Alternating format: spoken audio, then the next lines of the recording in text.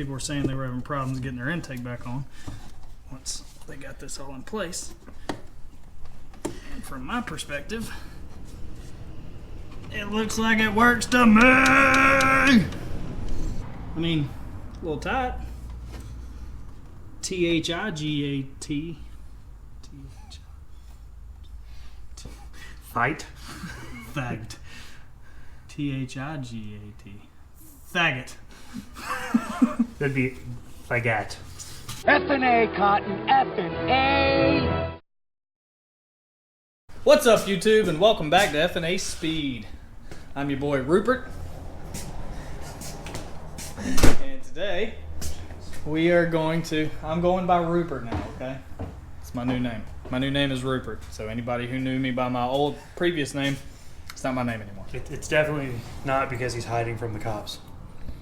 That's definitely. definitely not hiding from the cops.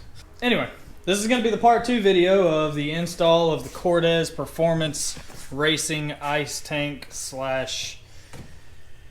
expansion tank. Install said thing.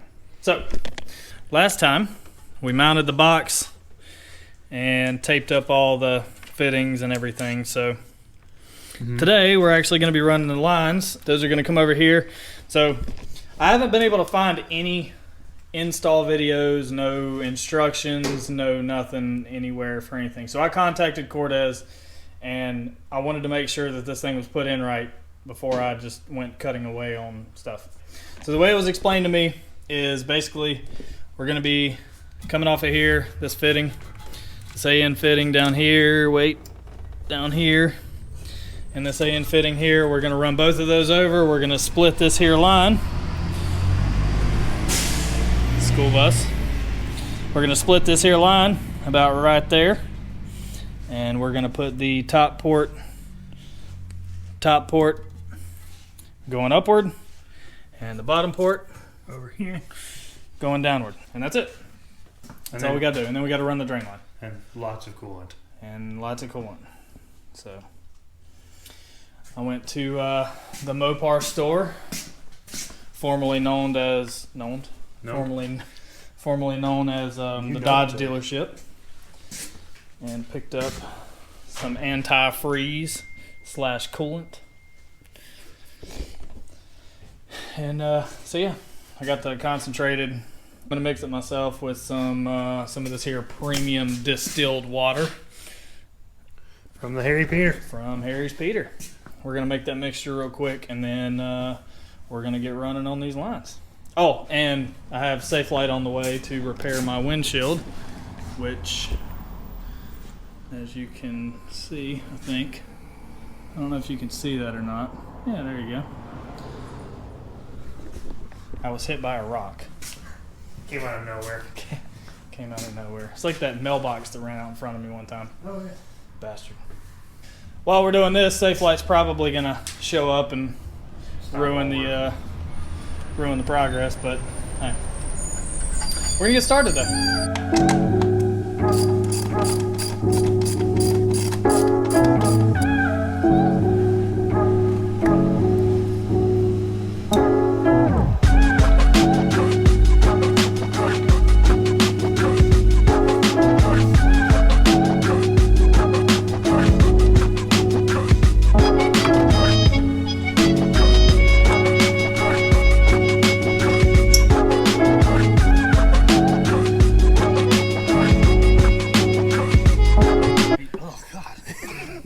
Oh, it's like instant cotton mouth.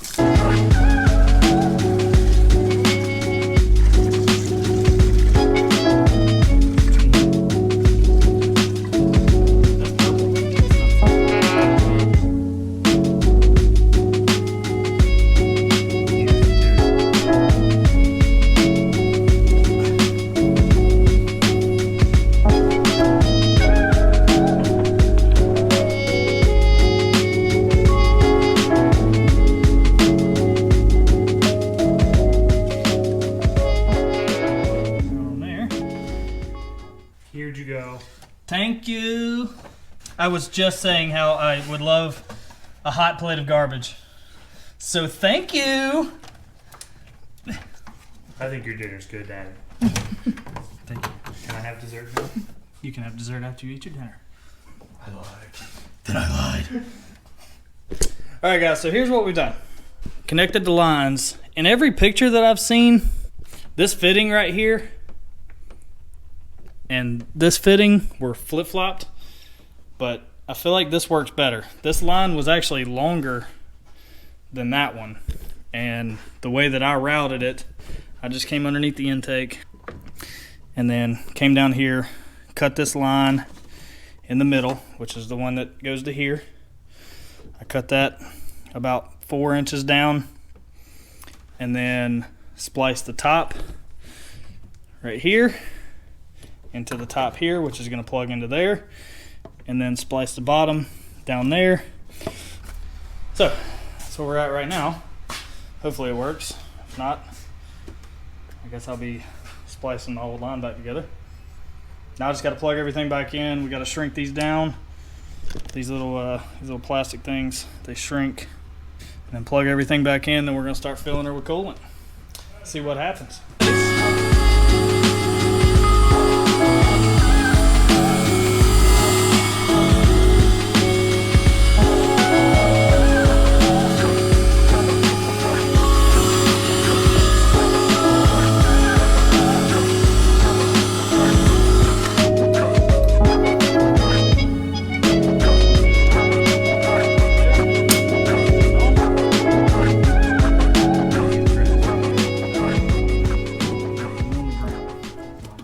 There's a little access port here.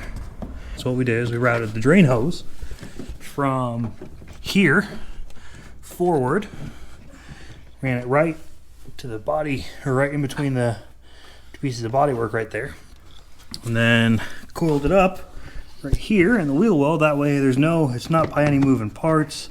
It's not going to swing freely as long as that fixture stays there, which it has for what, 37,000 miles? 40,000 miles now. There's no reason it would come off without being pulled off. And then come race day, it's easy. Pull it out, let the thing fall all the way down. You can drain it right into a container. Call it a day.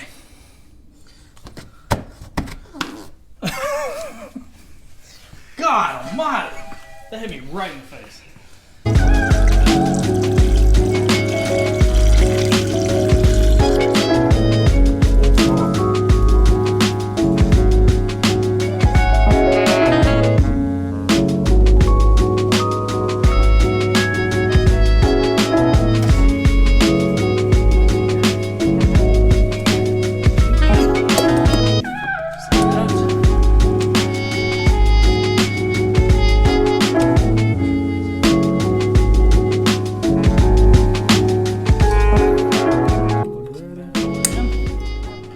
Aki.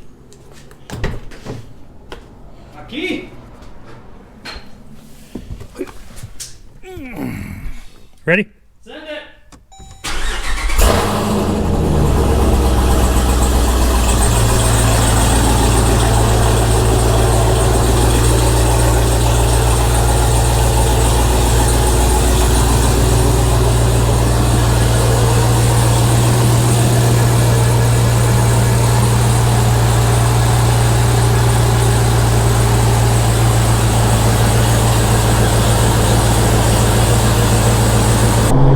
Alright guys, so we're doing some driving over to the gas station. Gonna see how this works with just the coolant in it, see what the intercooler temperatures and the overall coolant temp is. I did notice at the track whenever I did my last pull, my coolant temp jumped up to like 210 or something like that. It was pretty high. Right. So I'm curious to see if maybe that thermostat's sticking or something. I might just have to get another one and put it in there.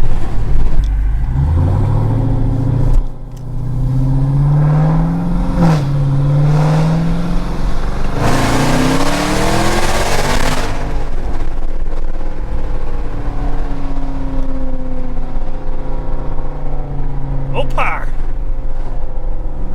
It's super loud, I'm telling you. This thing is ridiculous loud. We have to get a decibel meter in. This has to be, well, me, it's really, really loud, but it's not obnoxious. It's not. Well, correction, it's not obnoxious in the vehicle. Yeah, in the vehicle. Outside, it's obnoxious, which is why everybody shakes their head whenever I crank this thing up. But our neighbor likes it though. She came over whenever Safe Light was here fixing that little chip in the window. Our neighbor came over and was like, "All of your vehicles sound great." And I was like, "Thank you." Thank you. I don't own half of them. I was like, "Thank you, I appreciate it." And she was like, "One of them started up the other day," and I was like, "What the crap is that?" Is this the old lady from across the street? Yeah, the one with the dog. That pooped on your girlfriend? Yeah, it's that one.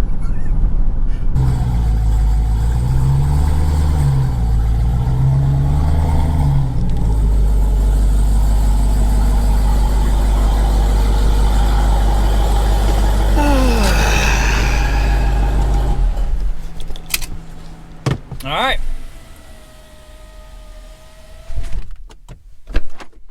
The intercooler coolant temp jumps up to 280 degrees. Whenever you turn it off.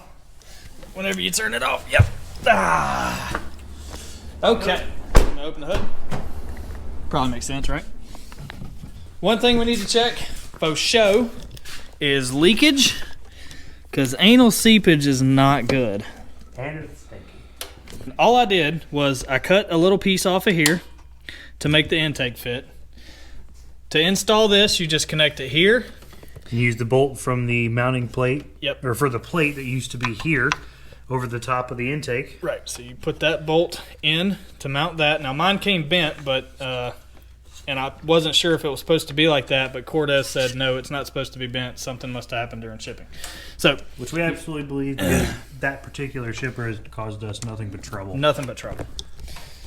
So then you connect your fittings down here, you connect your fitting up here, you run those around, you take this line right here and you just split it in half about 3, 4, 5 inches down, however far you want to go. I don't think I'm pointing at. You split it down here. Like pointing at the belt. You split. So split it down here. You take the top one, run it across, and you go up with it. And then you take the bottom one from this side over here, run it over, and go down with it. And there's no particular way to route the drain line, but like we figured out, if you route it, the drain on the expansion or on this tank sits high enough where you can see it, but where you can route it underneath the filter and then shoot it right here. Yep. So we've just put the drain. Sits right underneath the air filter, and then you can route it right under here, right into the wheel well. And that's touching. The drain hose they supply is more than long enough for you to be able to route it through the wheel well to a nice convenient spot where you can put a bottle right here where you're not trying to reach into your engine bay hole. So that was actually super easy to do. All we did was route it into here, and then whenever I have to drain it, I just take that cover off and drain it. I mean, it's super easy, literally. I mean, if I was 100% sure the first time that we started to do this that was where that went, I mean, this could have been maybe a 15-minute job. I'd say 30 minutes at most just to get everything routed right. Yeah, 30 minutes just to make sure that everything was clean and good to go. But, I mean, other than that, again, everything was super duper easy. You have to take into account we're both idiots too. Yeah. So Dum-dums here. That's going to be it for today's video, guys. I hope you liked it. I hope you enjoyed. Please hit that like button, hit the subscribe button. We're going to be racing a GTR, a stage 2 or 3 or something GTR in a few days. So that video is probably going to be up either Monday night or Tuesday night. So we're going to be going to this thing called Burnouts for Wyatt, and that's going to be in Benson, North Carolina. And basically, there's a 4-year-old in Alabama that was diagnosed with brain cancer and only has a few weeks to live. He loves cars and burnouts and all that stuff. So we're going to try to attend that thing. If you guys are going to be out there, let us know. I'd love to see you guys out there. Make sure you share this video. Make sure you comment down below if you thought that this video was helpful. Hopefully it was. I know whenever I was trying to do this, just to double check myself, I went on YouTube and Google, and I didn't find anything on how to do this. So, but luckily Cordes came through. Shout out to them for helping me out with that. like, subscribe, follow us on Instagram. We got a lot of cool content coming your way. Hope to see you on the next one, guys.